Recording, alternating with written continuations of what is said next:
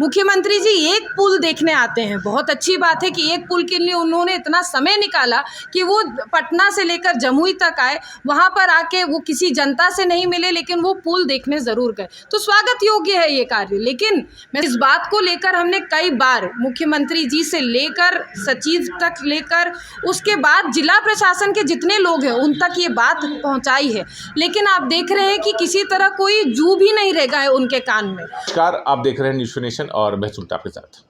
बिहार में लगातार पुल पुलिया धंस रहे हैं, चाहे वो सुल्तानगंज पुल की बात करें या जमुई में बरनार नदी पर बना हुआ पुल की बात करें। 27 सितंबर को सूबे के मुख्यमंत्री नीतीश कुमार जमुई पहुंचे थे और उन्होंने इस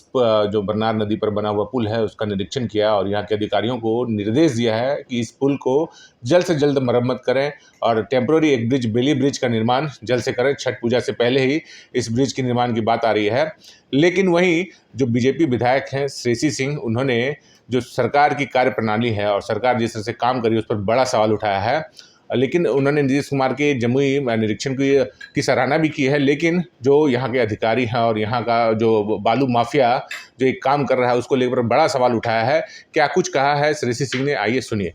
मुख्यमंत्री जी एक पुल देखने आते हैं, बहुत अच्छी बात है कि एक पुल के लिए उन्होंने इतना समय निकाला कि वो पटना से लेकर जमुई तक आए, वहाँ पर आके वो किसी जनता से नहीं मिले लेकिन वो पुल देखने ज़रूर गए, तो स्वागत योग्य है ये कार्य। लेकिन मैं साथ ही साथ मुख्यमंत्री जी को या उनके साथ चल रहे जितने भी सचिव थे या जिला स्तरीय पदाधिकारी थे उन तक ये मैसेज ज़रूर पहुँचाना चाहूँगी कि जमुई जिला में, मैं सिर्फ विधानसभा की बात नहीं कर रही, जमुई जिला में इस वक्त ऐसे कई सारे पुल हैं जो इस तरह से ध्वस्त पड़े हैं, जो जीर्णोद्धार का इंतज़ार कर रहे हैं, जिनका रिपेयर कार्य होना बहुत ही आवश्यक है। उन पुलों पर भी किसी दुर्घटना होने से पहले उन पुलों पर भी नज़र डालनी चाहिए, उन पुलों का रेनोवेशन कार्य अतिशीघ्र करना चाहिए, यही दरखास्त करते हैं। क्या कारण मानते हैं ये पुल गिर रहे हैं बिहार में लगातार? अगर सुल्तानगंज की बात करें या फिर जैसे जमुई की बात करें, अगर जमुई की हम बात करते हैं तो निश्चित रूप से अगर हम लोग 1-2 महीने पहले ही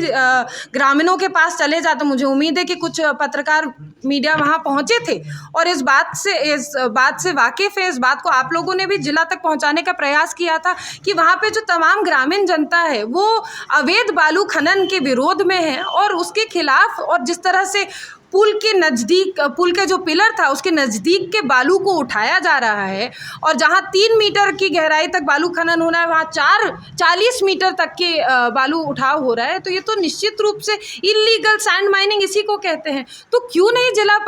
पदाधिकारी ने या जिला के प्रशासन के जितने भी माइनिंग के लोग हैं उन लोगों ने इसके ऊपर कार्रवाई उस वक्त क्यों नहीं की? उस वक्त कार्रवाई नहीं करने की वजह से आज ये पुल ध्वस्त हुआ है। मैं सिर्फ जमुई की बात कर रही हूँ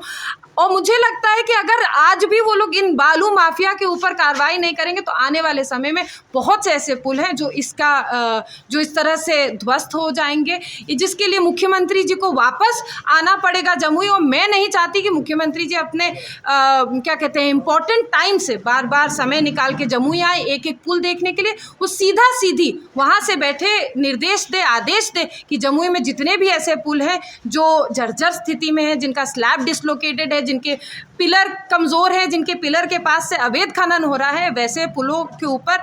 सबसे पहली बात अवैध खनन जो लोग कर रहे हैं उनके ऊपर सख्त कार्रवाई करे, जो प्रशासन मिल के करवा रही है उसके ऊपर कार्रवाई करे और साथ ही साथ जो पुल ऐसे हैं उनका रिपेयर का, रेनोवेशन का पैसा जल्द भेजे ताकि मजबूती से ये काम हो सके और मजबूती से जमुई की जनता उनका धन्यवाद दे सके। जमुई में हो रहे बेतरतीब तरीके से बालू उठाव की वजह से